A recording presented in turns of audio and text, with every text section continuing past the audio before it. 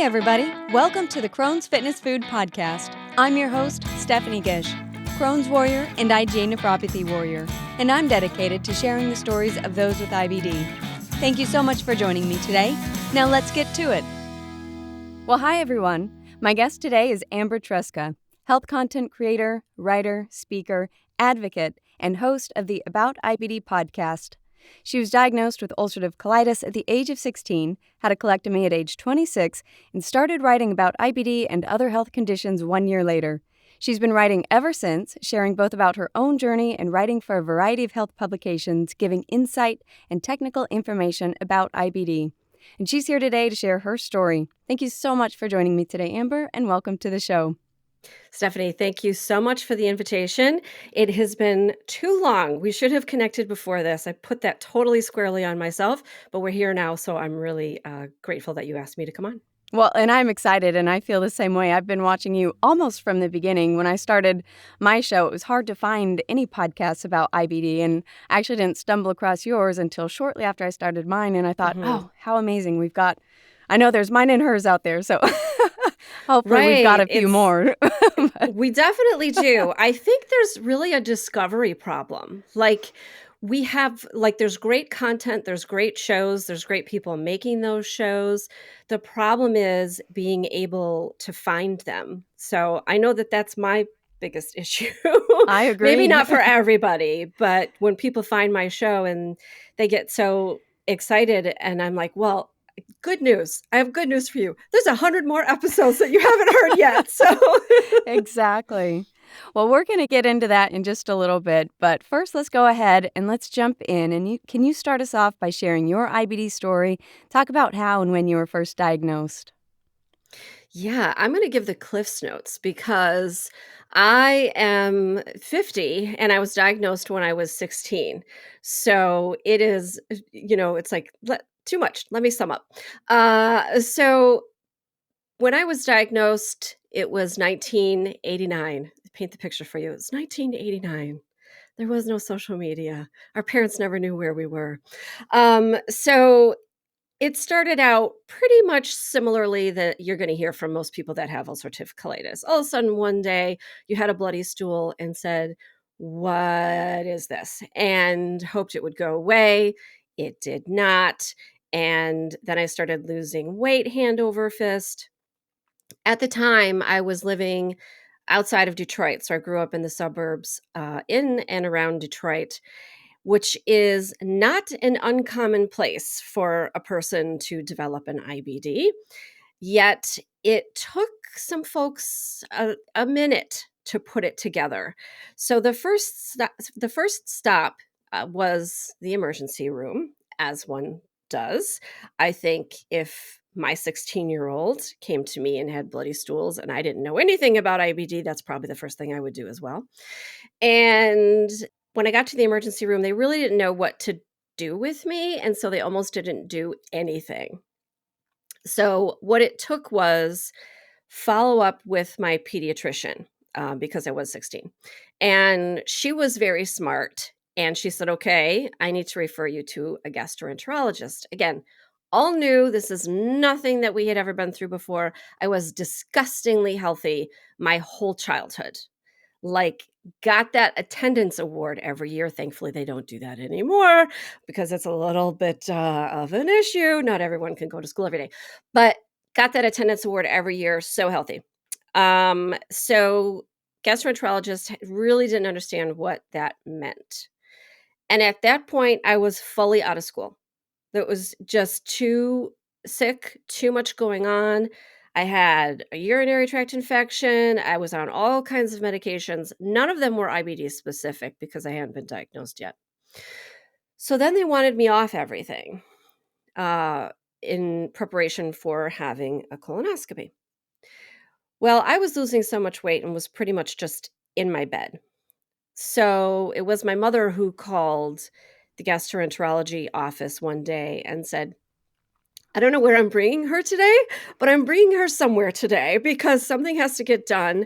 I don't know that she's going to make it to this appointment that you all have scheduled, whatever it was, whether it was days or weeks, probably days. But even so, she was like, yeah, we're coming now. we're coming today. Yay, Mom, So for I fighting know, for you. right? It's like, it's one of those things. And I always say, like, for myself, I have two kids, they're 13 and 16. Like, I won't cross the street for myself, but I will 100%, go totally for broke when it comes to my kids. So anyway, we get to the hospital, which is where they did the colonoscopies in those days. Mind you, I had no prep. Okay, so did not drink anything, nothing. But that wasn't a problem because he really didn't need to go in very far. First of all, I was having ridiculous diarrhea, like 20 times a day. People with IBD know what I'm talking about. And so there wasn't anything in there anyway. So he was able to get a look, and he came into the recovery area afterward, and he said to me, Amber, do you know what raw hamburger looks like? And of course I knew what that looked like. I knew how to cook a few things at age 16. And he said that right now is what the inside of your colon looks like. So it was that bad, even just, I don't know, a month, if maybe not even two. So a month-ish. It was that bad. And the colonoscopy was done at the hospital. So I didn't leave. They found me a bed upstairs in pediatrics, and I stayed there for 40 days. 40 days? 40 days. Wow. Because in those days, if you remember, in the way back when, there wasn't much going on. We had prednisone and azolfidine and prednisone and azolfidine, and that's what we had. So we basically had to wait for those things to do their job and at least get to the point where I stopped bleeding. Like, that was the first thing, because I bled so much that I had a blood transfusion. It was at the point where they didn't understand how I was upright, and they actually didn't want me walking around. So they actually put one of those little portable commodes next to my bed. Come on now. That was not going to happen, right? So, and it didn't. I was like, I will get up and go to the bathroom, and I did, and walked the halls, immensely. Now I wander around my neighborhood for hours. But any case, yeah, was there for 40 days, missed a lot of school, all of that. So there's a lot of fallout that goes at being diagnosed at any age, but as a teenager in high school, as you can imagine, affected grades, personal relationships, family dynamics, all of that. All right, we finally get this flare up under control. I leave the hospital looking like, the squirrel cheeks, the moon face. Was like, I remember like not being able to like look down. Like, your cheeks are so big that you can't like see down. There's nothing but cheek. So anyway, I was hospitalized again like that a year later. And thankfully, after that, we kind of got things under control, but never really. I just refused to go back into the hospital. So at 17, 18, senior in high school, I said, I'm not going back in there. I know you want me to. It's not happening. So they let me stay out of the hospital just on huge amounts of prednisone to try to keep things under control. Well, on and off for the next 10 years, I was never well. I am 5'1" tall. I think maybe then I was maybe a little bit taller. I maybe had an extra inch. I'm 5'2.5", so I'm I'm You right know in. what? I'm right nearby you. You seem taller. So let me just say that. You seem taller. It's the extra inch and a half. Maybe it is, but anyway, I was usually like around 100 pounds, which is that's not a really healthy weight to be at for a long time. And that came along with all the people that would always say things like, oh, you're so skinny, or I wish I could be that skinny. Meanwhile, all through the remainder of my teens and my early 20s, I was running to the bathroom every time you turned around. How were you coping with that emotionally at such a young age, from just trying to understand this completely new disease? You're in the hospital so much. Were you even processing it? No, I would say not processing it. Like it's one of those things that like I took it, and it was this little, like, ball of mess, and I just, like, took it out of myself and put it over somewhere else, and it sat somewhere else, which is not the way to go. Like, avoidance does not help you. That's not the way to go. I did have a couple of touch points with some social workers while I was hospitalized, but I think they mostly talked to me and then thought that I was okay enough that I didn't really need any other interventions. And I think that's kind of just how it was thought of in those days. And maybe I wasn't even truthful. I don't know. Maybe it was like, I'm fine. I don't remember what I said. It's amazing how we can convince ourselves that if we just kind of dig in and push through it, then we can get through a lot. And it's shocking how many people I've talked to that have done the same thing, that somehow, some way, we just kind of clench our teeth and find a way to push on through the day. I know, which is it's a strength and it's a weakness at the Yes, same it time. is. Because I'm telling you, if you need something done, find somebody who has a chronic illness to do it because they will get it done. But it might come at the expense of their emotional and physical health. So that's absolutely what was going on. And nobody paid attention to those. I mean, still today, there's not enough attention paid to mental health. So there wasn't really anything like that happening. And, whenever I would go in to see my doctor, which was a lot, and you'd go in and he'd look at me and he'd say, how you doing? And it would be like, all right, how am I going to answer this question today? Do I take that ball of mess that I put up on a shelf over here and bring it out and open it up and let you see all of it? Or I just say, I'm okay, except I'm going to the bathroom X number of times a day and whatever else is going on. What do I do with that question? To this day, I don't know. Um, so yeah, I didn't really cope with it. I kind of just went through it. I was very much in this fatalistic attitude. I don't really know why I felt this way. Maybe because there wasn't a lot of medical options. There was only surgery, I was told. And it was true. Biologics didn't come around until basically it was too late for me. So it was a struggle for all those years. And when I was 26, I moved. So I left the Detroit area and I moved to Connecticut and I had to establish new care. So that's what I did. And I had another another core memory take place where my new gastroenterologist came in after a colonoscopy, which was my last colonoscopy. And he looked terrified. He was terrified. And so he opens that flimsy curtain to talk to me. And he said, your colon is riddled with polyps. There's so many in there. There's nothing we could do. We just looked at it and got out. And I'm afraid it's going to fall apart.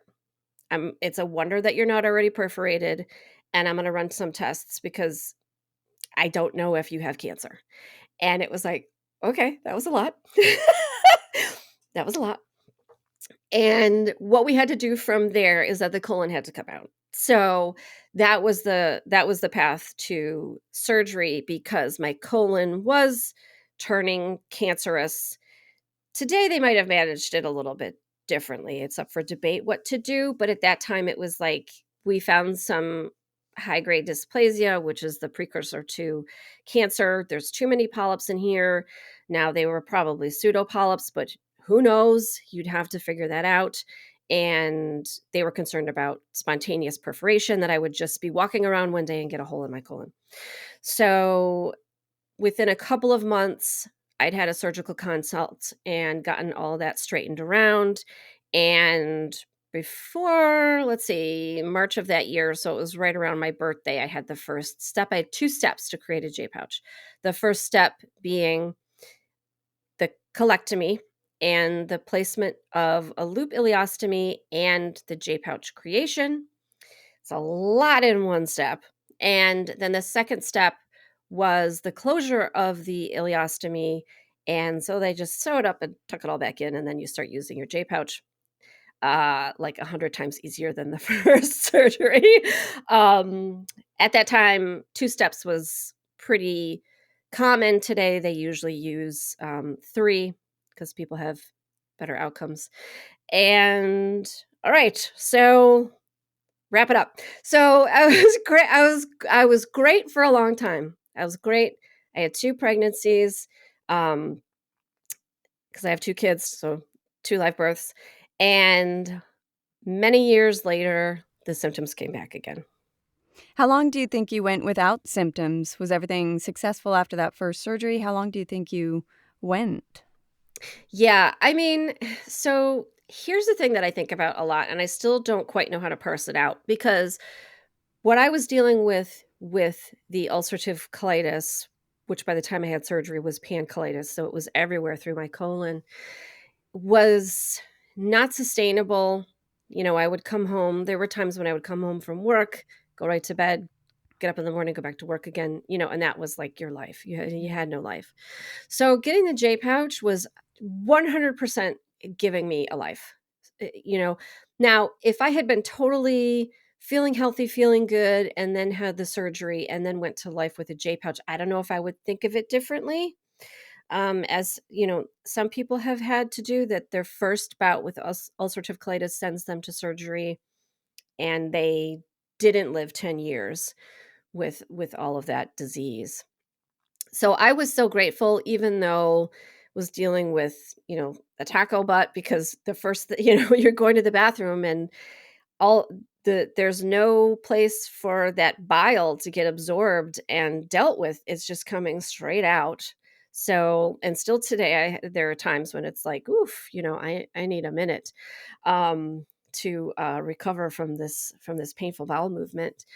You do still have to go, like, I don't count anymore, but I'm going to guess around 6 times a day. I can't eat anything I want. I eat a lot of things, more than my doctors want me to, because they're like, they would prefer I eat cooked vegetables, but I eat a lot of salad. I just chew really well. Don't If your doctor tells you not to eat salad, like, don't be like me. I'm just ridiculous. But so I had a lot of years of good. You know, it's not like having a healthy colon. Not that I know what that's like. I don't remember it at all, but you still have to be aware of things. And as time went on and more was understood about J pouches, about how IBD affects the whole person, then I began to understand, oh wow, I need to be having my skin checked every year. I wear glasses to drive anyway, so I was usually in the eye doctor, but I have to be serious about this. I need to be seeing my eye doctor every year and more besides. So I'll never forget when symptoms started up again. You start up with all the testing again. Of course, first they think it's a gynecological problem. No, it was not. Finally get around to getting someone to look at what's left of my intestines, and that was starting to get jacked up. So my nurse called me, and this is very funny. I love my nurse, but this is a wild thing to say. She says, "Well, you had 17 good years."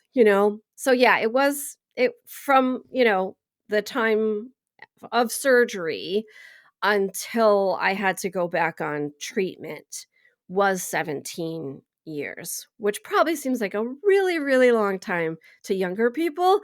To me, it's did not seem long enough. Blink of an eye, especially when it's done, when all of a sudden the 17 years has gone by. 100%, and then it's like, well, now I have to deal with another aspect of this.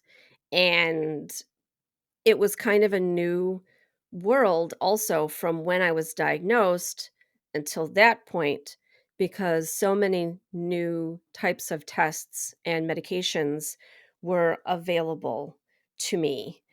And also living in a place where I have access to cutting edge care, as well.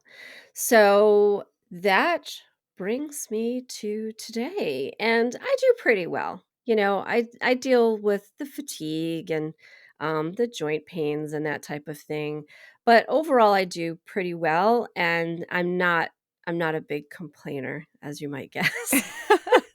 I think a lot of us are that way. We kind of downplay, kind of like you said earlier in your story, when it's like, how much do I tell? Do I unravel this ball I've put up on the shelf, or do I just smile and say, I'm okay today? And we tend to not complain a lot, I've noticed, as a group of chronic illness patients. So Yeah. tell me a little more about today. Are you on medications? Is that helping to keep everything to a point where things are manageable and everything is somewhat under control? Yes, I am on medications. We have to stop my intestine from closing up on itself. So, something has to be done there. And I manage pretty well.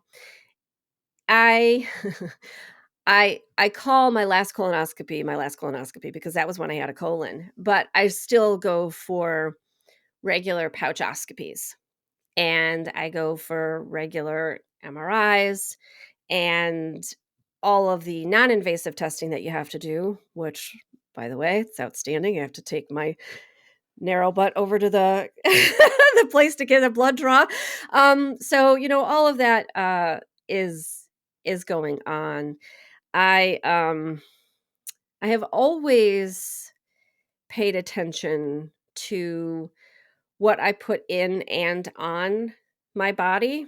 So that has always been something. And for my kids, I got real, you know, um, very stringent and careful about what's in the house, what we're eating, what skincare products we're using, all of that. But it did become necessary for me to go on medication simply because, you know,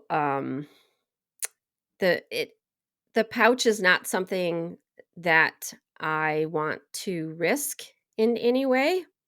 Even though I did voluntarily and also at I had to advocate very strongly for having 2 vaginal births, I still wanna do everything I can to make sure that my pouch is healthy. So sometimes when they go in for the pouchoscopy, they'll say, I see a little bit of, a little bit of inflammation and stuff going on, and, I wanna make sure that we're on top of that all of the time, which we are.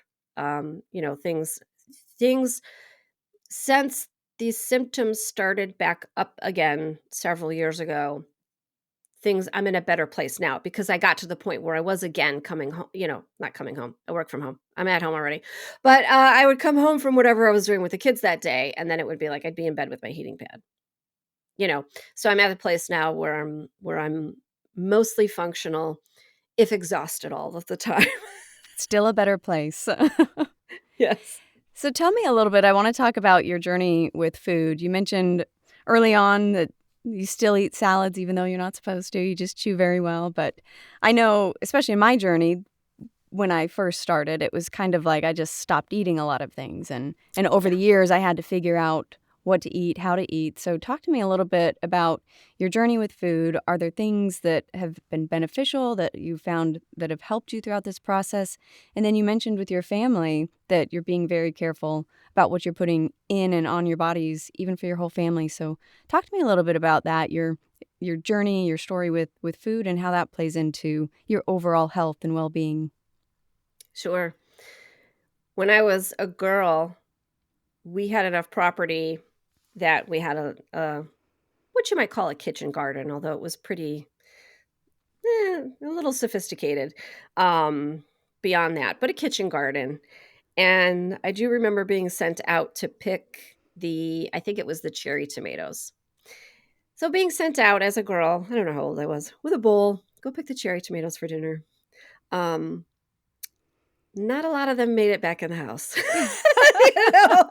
A lot of them went in my mouth. I have to say, those were my favorite as a kid and to this day. Tomatoes, I love tomatoes, cherry tomatoes especially, just pop those like like grapes. But 100%, 100% all of the time. And so that I think is a story that sort of sums up what, how it was when I was a kid and how I ate then as well. When I got very sick, I went to that place that a lot of people go to, which was not great and something that nobody should do, but that was eating almost nothing, and nothing included like jello and like white bread, like that would be what I would eat. And not great. Nobody ever told me to do that. At that time, they told you to eat a soft, low residue diet, which would be restricting your fiber, but also eating foods that are easier to digest. I'm not a dietitian. They would probably tell you, small particle size, that kind of thing. So I was given a handout. I was given a sheet, which I carried around for like 10 years. So that just goes to show you, now we know that that's not the way to go, but that's what, we thought then. After I had my J pouch surgery, it was it was like the most glorious door being opened up to the most amazing, wondrous new place, because I was trying everything and eating everything. And I was 26, I was an adult. We were dual income, no kids. So it was like just what have I never eaten? What have I not had all of these years? And so that was glorious. And then when I had my kids, I'm a food allergy mom, so one of my kids has some food allergies. And first of all, you start thinking to yourself, well, like, why did this happen? I did everything they told me to while I was pregnant, all of that. You're like, why is this going on? Once we figured it out, it took a while to figure out what the allergies were. And once we figured it out, then I had to make a lot of decisions about how to feed this kid that's different than most American moms feed their kid, because I can't give them the foods. So I began to learn a lot more about, nutrition. And again, still not a dietitian, but even so, I think I began to learn enough to sort of see the food industry more for what it was, in that it's trying to sell us things that aren't necessarily the best things for our bodies. And that, I mean, who doesn't know that? But, even so, that's something that, was always at the basis of how I fed my kids, and being a good example for them, because who did they see eat? They saw me eat, right? Because they were with me. I've been freelancing since my son was 1, and showing them that mom likes to eat vegetables. Mom is not so big on fruit, although I will eat it, but mom is big on vegetables, to the point where one year they give the kids at school sometimes these little questionnaires for Mother's Day or whatever, that tell me a little bit about your parents. Ooh, that's a little anxiety, because you never know. Kids are honest. But I remember one year one of my kids wrote down that my favorite food was salad. And I thought that was amazing. I'm like, so not the truth. But that was what they thought. So I felt like maybe I was doing a good job in showing them how important it is to eat properly. And then knowing that IBD is hiding there somewhere in their genetic makeup. Chances are low, but still want to make sure that they're eating in a way that promotes better health. So that's pretty much how we live. Now, I do enjoy a cocktail. Stephanie, I know you enjoy your wine. I sure do. So we're in a no judgment zone. Exactly. I think we have to, for each individual, I think we have to find that balance of we know what's healthy, we know what's not healthy. We know that chip and cookie aisle is not filled with nutrients, but but there's also that balance of I want to do what I can to put healthy food into my body, but I also want to live life and I want to enjoy certain things and have a cocktail or a glass of wine or whatever that may be. And I just need to find that balance where I don't fall off the rails, but I can enjoy life because 100%. life is short.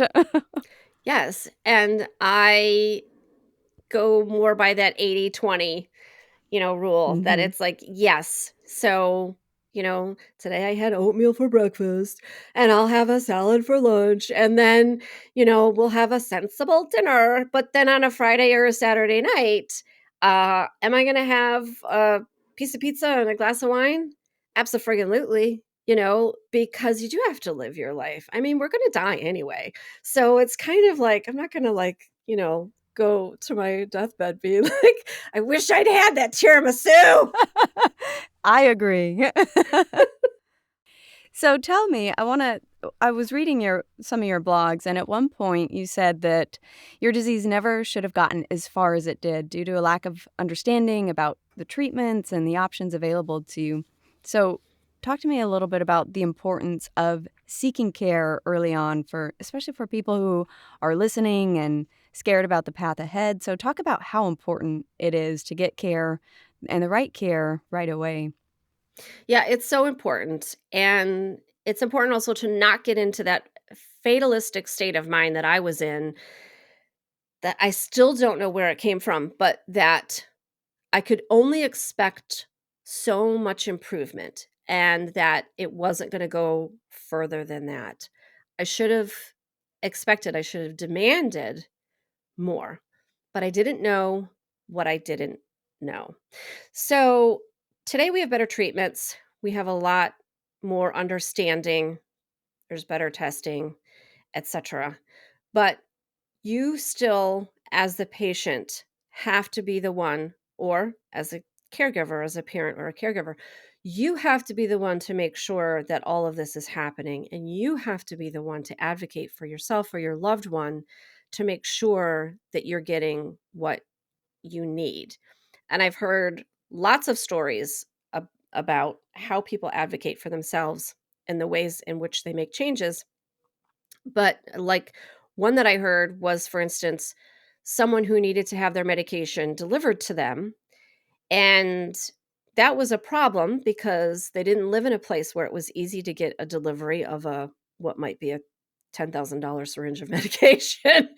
And they also didn't want it delivered to work.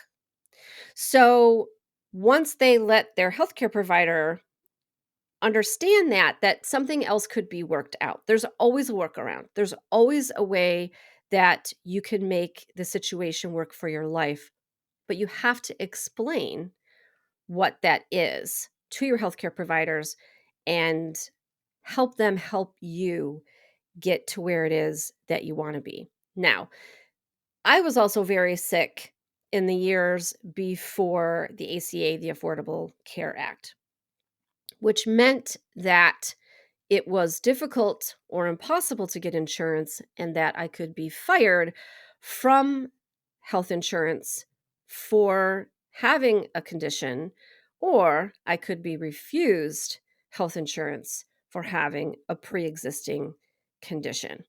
Now, I'm not saying that the ACA is a perfect law, it is not, but it at least helps in certain respects. So it meant that I could start to receive regular care and not have it be a problem where I was going to be refused insurance or refused employment even.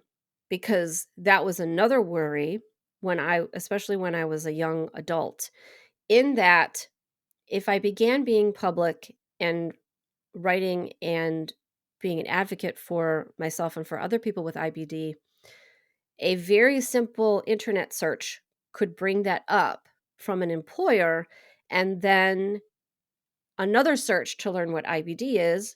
IBD is a very expensive disease to have. They might not want me working for them and dragging down their insurance plan. So these are all considerations that you have to take in mind. Um, Today I have insurance because it's through my husband's employer. But again, kind of ridiculous that my insurance status is predicated upon my relationship status. It's kind of dumb. Uh, but I know that it's there and that the insurance company can't refuse to pay for things. I mean, they find lots of ways to not pay for things all of the time, but they can't say because you have a pre existing condition anymore. So I would hope, and I know people still get very bad disease today for lots of reasons. The diagnostic process is better, but I still have people on my show all of the time who it took, you know, weeks, months, years. I've heard of decades before that they were properly diagnosed. So we need to improve that process because the longer you go with the inflammation, the worse everything is going to be and the more bad outcomes you have. So the people who get diagnosed pretty rapidly, and I had someone on my show recently who was diagnosed fairly rapidly. And I think the immediate idea for them was to say, I know it's not that way for a lot of people. So many people, it takes so long. And I said, no, that is how it's supposed to happen. And I am so glad to hear that it worked that way in your situation because it shouldn't take so long to get diagnosed. So there's still so much more work to do in that space because people should not be coming into the emergency room. And I know another person that was diagnosed in the emergency room. Like that shouldn't be. That shouldn't be. So we really, like I said, we do have so much more work to do. It is getting better. But for myself, again, I didn't know what I didn't know, which is one of the reasons why I work so hard to put information out so that if anyone sees themselves in these symptoms of IBD, that they know what to do next. Most people probably don't before you get to be 45 and need that that screening colonoscopy for colon cancer, maybe you don't even know what a gastroenterologist is. Why would you? So, I'm hoping that we can get to the place where people are diagnosed more well, let's say, I'm hoping to get to the place where people aren't diagnosed with it anymore. Let's get to prevention. But while we're here, let's get people diagnosed and treated better and make sure that they have access to care, but that access is not receiving care, that also that they are able to receive the care and that there's not all of these barriers in the way. Because I blame myself partially. I'm going to put it 50-50. I've never really thought about it before, but I'm going to put it 50-50. That 50% of it was my fault for not taking care of myself, and 50% of it was the fault of the system for not allowing me access to care. Well, and it's hard in hindsight too. As you said, we don't know what we don't know. And when you're going through the motions and you don't know and the system isn't helping you to know, it's very hard to know what you're fighting for or what you need or how to advocate. So it's a tough situation, but I think we all know when something is wrong with our body, especially when there's obvious symptoms like blood with bowel movements. So Yeah. Yeah. seek that care and don't stop until you're satisfied with the care you're getting. We Right. took a heavy turn from cocktails and wine to I know. I know. Well, I'm sure we'll be laughing again in a minute. I don't think it's in either of our personalities to be that heavy for that long. for that So, long. Exactly. So let's shift gears a little bit. And you've mentioned that you're putting out information to help spread information about IBD, about health, and what's happening with our bodies. So take me through your journey. You've come a long way from being the young girl who didn't know anything about IBD, and now you're a trusted expert writing for various health publications. How did that path take shape for you, and did it stem from wanting to learn more about your own health? yes. Yes, that's how it started because in the way back when I learned that I was going to need to have surgery, I then started looking for community and for support. And that's when I learned, like, there was the there was this whole community out there that I had no idea, and learned so much from the people that I met in those days, some of whom I still, am in contact with when we were on those those message boards. Seems kind of funny, like, Facebook is almost exactly like what those message boards were like, back then. But, yeah, so it did come from that, and so my background actually, have Bachelor of Science in Environmental Science, and so that's where I expected to be pointing my career, but it didn't really work out that way for a variety of reasons, one of which being the stupid ulcerative colitis. But, so I found out that an online website, was looking for a writer to write about IBD, and they had approached someone that I knew to write, and that person was not interested in doing it. And so when I saw that they were looking for someone, I said, "Well, I can string a sentence together. Let me see." And they tapped me for the role as a consulting, position. And so that started the journey of doing that. So online writing different informational patient facing articles about IBD and a little bit of blogging, a little bit of personal story type stuff, and then and promoting events and things like that that would go on for the community.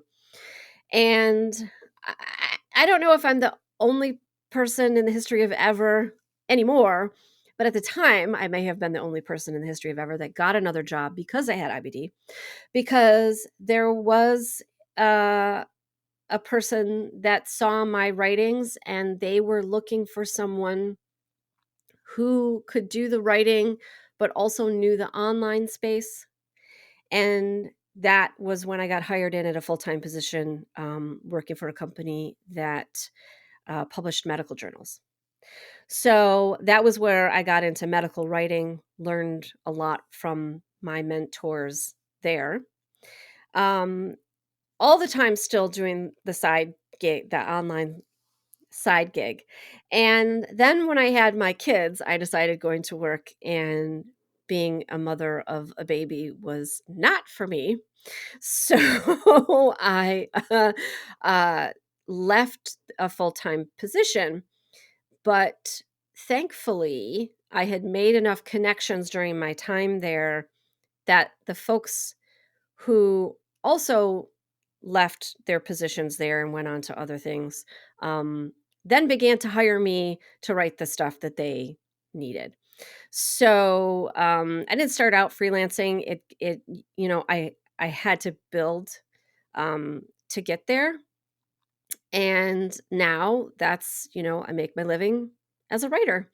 And now, of course, because I've been working in the IBD space so long, I'm approached, I've, asked to write things, but I also get approached a lot to write things or to do other work, especially in the digestive disease space. So I'm I'm never not busy. Let me put it that way. Which is a nice place to be. It is, and I always say to For the most myself, part. yeah, like, "Oh gosh, maybe one day I'll do this or one day I'll do that," and then I'm always like, "Well, what one day, the people will stop emailing me and asking me to, work on whatever project, and it hasn't happened yet." Not So, yet. yeah, Now, do you write just about IBD, or do you write about a variety of health topics? a variety. So if you go and do a search for my stuff, you'll find mainly IBD because that's a lot of the public information that's out there and the patient facing. But I do a lot of work that is for clinicians and doesn't have a byline. So you would not know that I wrote it. You might interact with a website and I wrote the whole thing and you wouldn't know it. And that's how, like, I don't care.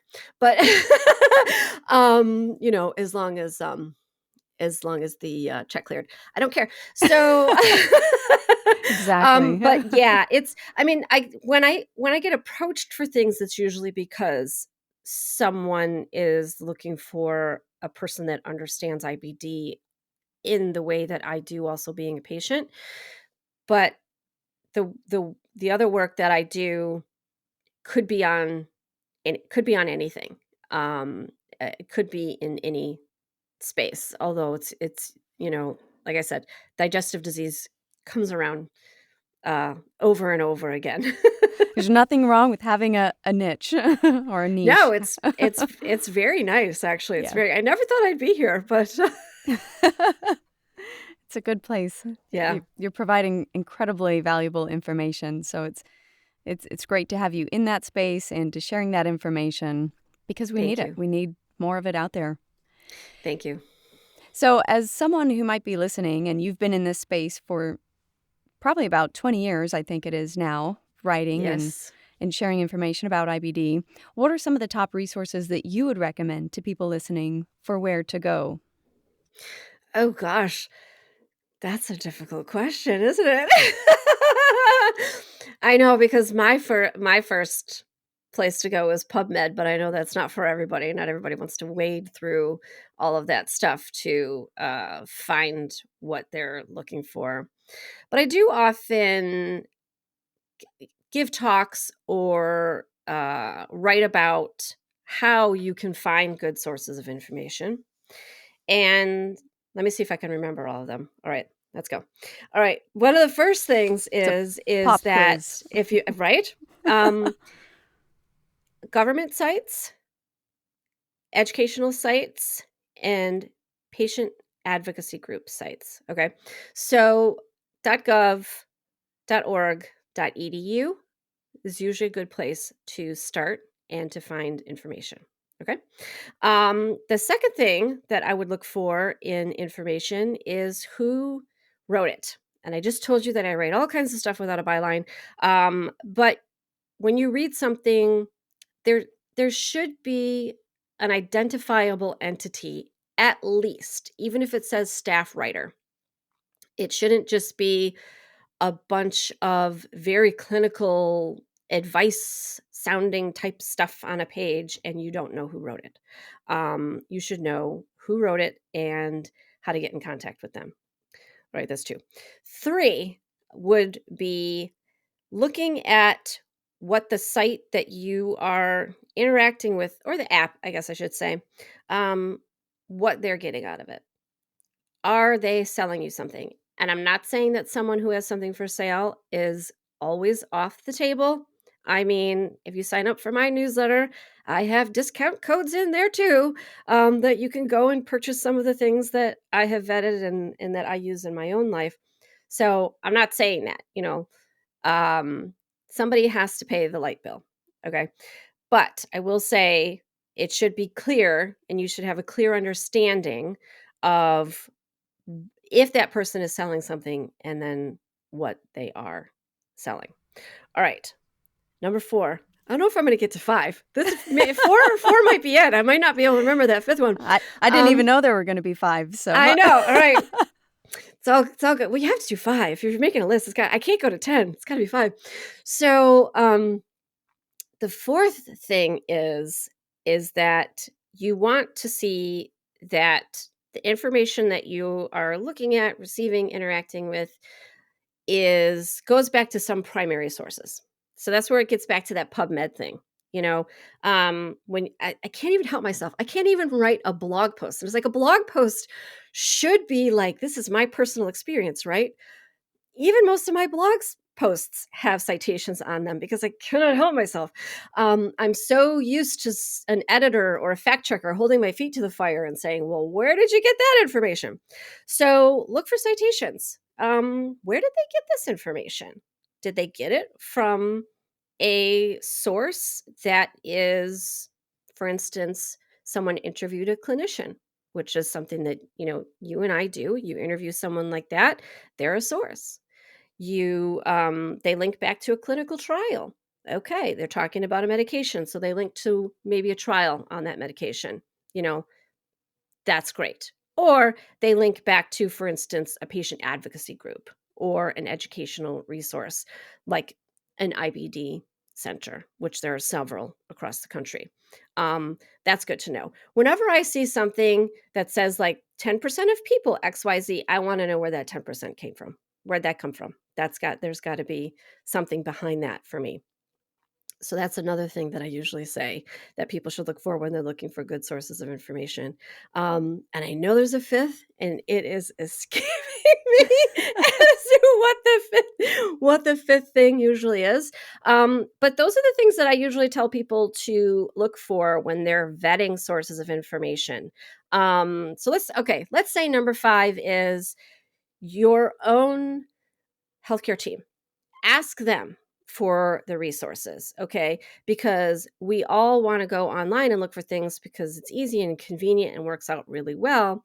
But there are also sources that are offline, another patient that they might suggest for you to be a sort of a mentor for you, or someone else on the healthcare team, like a dietitian, like a mental health specialist.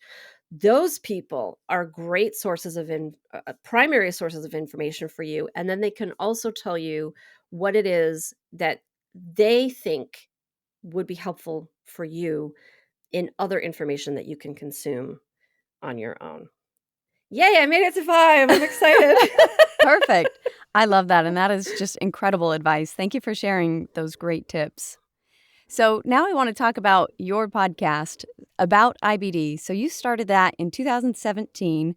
Tell me about what was the passion behind that, behind starting it? And then can you talk a little bit more about it, the topics you cover, what you share on the show? Sure. I started About IBD because I got so mad.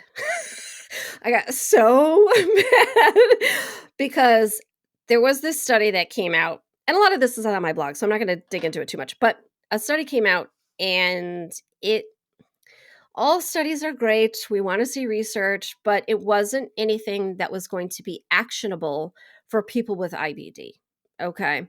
And yet everybody was sending it to me. I think this research group had the best PR firm in the history of medical publishing. People who don't even normally speak to me about what I do for a living were sending this article to me. And then my editors approached me and wanted me to write something. And that's when I lost my mind. So I decided that it wasn't enough to be writing about this on my own blog. I really wanted to yell into a microphone about it. And so I did.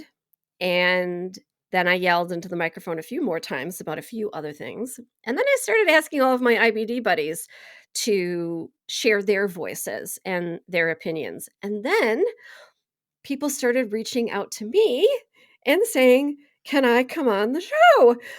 And it was so wild. It just took on this life that I never expected.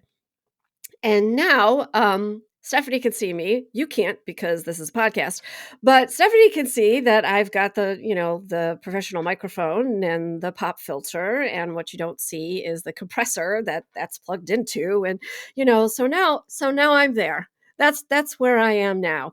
And my show, I started out interviewing patients. That was always my vision, but there have been so many amazing IBDologists and other clinicians who have asked to come on the show, or who I've asked them, and just it's bonkers to me that people say yes, but will come on the show. And so we've talked about like not everything. There's always more, but mental health, nutrition, sexual health, being a caregiver, being a parent, being a parent of a kid with IBD, running a nonprofit in the IBD space or other spaces, being a teenager with IBD, being a college student with IBD, people who are living not in the United States, living in other countries, and how their system copes with IBD and how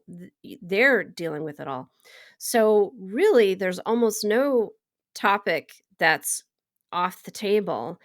And I have been so just humbled at the amount of people that literally just say yes to me and spend an hour with me to record my show. And whenever it gets hard, it's kind of a funny thing. It probably happens to you too, Stephanie, where things get hard and I wonder what it is that I'm doing with my life and who I am. And somebody will send me a message and say, I listened to the show with so and so, and wow, it gave me what I needed. Stories similar to my own, or it gave me the advice I needed, or it gave me the kick in the pants to go and do whatever. So that truly is what keeps me going.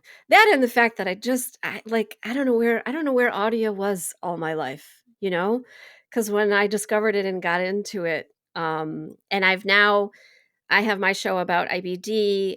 I've produced a couple other shows where I hosted, um, and yeah, and so I think I've done like 4 or 5 now, and I have more like in the works, for various places. So clearly it's an enjoyable thing to me, so I'm not going anywhere or letting go of it anytime soon, that's for sure.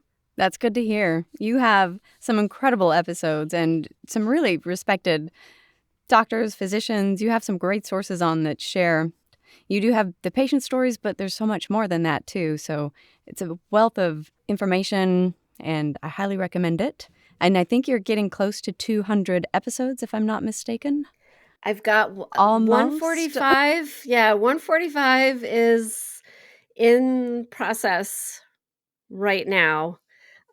So yeah, I mean, I wish it was something that I could do more, like everything else. It's self-limiting simply because of the amount of time that I need to spend working on the show to produce a quality product. And every other podcaster I ever speak to is always like, oh yeah, like we get into the weeds. And I'm lucky I have support and I have help and I have a lot of privilege, so I can do it. But I wish I could put out more episodes.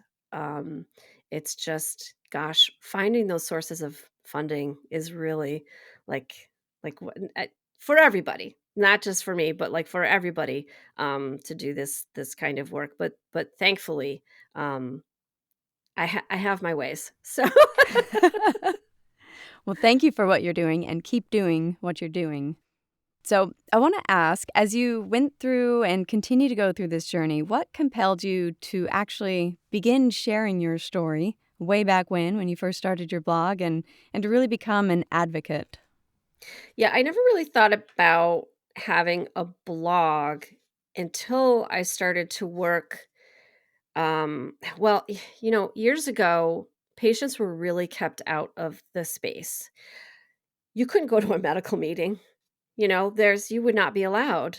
Um, Even journalists were not always allowed into medical meetings. Maybe if you were an editor at one of the top publications, but being online, that wasn't seen as something that, you know, to be granted a press pass to go to a medical meeting, which that's changed today. Thankfully, they let us come in and hang out. They're now, as journalists or podcasters or writing online in the space. So it was really challenging to do this type of work in those days. And then I never wanted to make anything about myself. Um, Even my show, when I usually cut myself because it's not about me, it's about the other person. And so starting a blog seemed a little odd and I didn't really want to do it, but I also felt as though if I didn't have something like that out there, how is anybody going to find you? How is anybody going to find the information? And how is anybody going to connect with you? And I wanted to make sure that I was also a resource for people who have questions and couldn't find anyone else to answer them for, whatever reason. And so that's really why I started the blog. It kind of wasn't, and then it just became kind of the writing that I was doing sort of for myself that I didn't think I could publish somewhere, that it was just thoughts swirling about the intersection of IBD and your personal life, or I love to connect like things that I see in movies and TV and how that connects to IBD. Couple things like directly connect, but some of it is a little more tangential. And I just needed a place to put that because writing is a little bit of a compulsion. So that's really why I started the blog. And then that did help all of those things happen. So then it became a place where, somebody approaches you and says, "Hey, I have a research study and I'm looking for other people with IBD to be in it, or I'm doing a survey. And so then it's a place for all of those things as well, that I can make those connections. And another reason is because one of the reasons why I love my show and I love my blog is because it's mine. You can do what you want whenever you want. And there's no entity, there's no person, for instance, at a social media company who can decide that you have violated some arbitrary rule and remove everything. It is free for everyone to access. There's no paywall.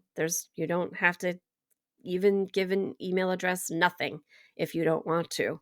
I mean, please do sign up for my newsletter, but you don't have to. It's all there available for you, and you could never let me know that you're out there, so those are the kind of things that are important to me. And that's what always brings me back to my core mission, is to provide quality evidence-based information to people living with IBD. I love that. It's absolutely wonderful. So as we get ready to wrap up, what is the final message or piece of advice that you would like to share with listeners? Oh, I never know how to answer this question, Stephanie. Maybe top 2. No. I know, it's so hard because it's like, how do you sum up? I guess what I would say, though, is to just never stop learning. You do whatever's happening, you do not have to accept that any one thing is the final word. Always go out and find more information and keep learning, because that will help you to achieve your goals, no matter what they are, and to live the best possible life that you can while you're dealing with these stupid diseases. I love that message. And the disease is stupid. It is so stupid, Like, who thought of this disease? No. I don't know. I have some words for them. I do too. So if people want to keep up with your IBD journey, or read some of what you've written, or hear your podcast, or read your blog, tell me all of the places they can find and follow you online. Yeah, I am in all of the places as About IBD, so that quick search will bring me up.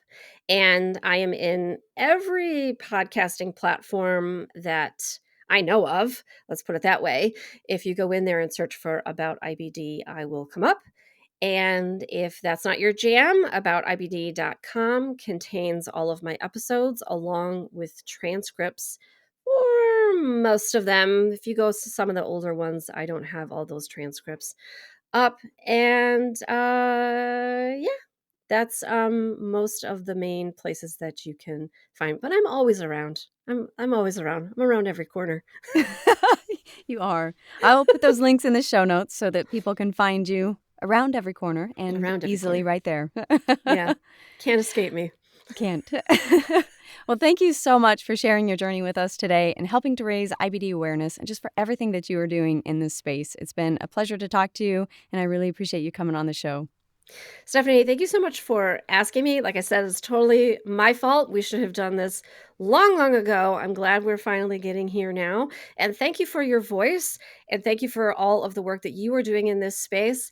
I know how hard it is in a way that maybe other people don't. So I really do appreciate everything that you're doing and the voices that you are bringing to your show for everyone to hear. So thank you for everything that you're doing.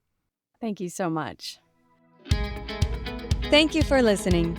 If you love these interviews and want to support the podcast, visit my website at crohnsfitnessfood.com, where you can browse my featured products page to shop the companies I love and support. Make a donation using the Buy Me a Coffee link to send a little love, or grab a copy of my book and IBD story, Crohn's Fitness Food and My Rocky Road to Health. If you have an IBD story that you want to share, send me an email at story@crohnsfitnessfood.com. And always remember, be strong, be grateful, and keep going.